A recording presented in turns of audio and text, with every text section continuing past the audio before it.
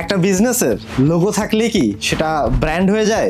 তাহলে তো সবাই বড় বড় ব্র্যান্ড হতো, কারণ প্রতিটা বিজনেসেরই তো লোগো থাকে। অনেক বিজনেস শুধু একটা লোগো বানিয়ে ভাবে আমার ব্র্যান্ডিং হয়ে গেছে, কিন্তু রিয়ালিটি একেবারেই আলাদা। কাস্টমার শুধুমাত্র আপনার লোগো দেখে না, কাস্টমার ফিলিংস দেখে। আপনার লোগো অনেক সুন্দর হতে পারে, কিন্তু ট্রাস্ট না থাকলে সেলস একেবারেই আসবে না।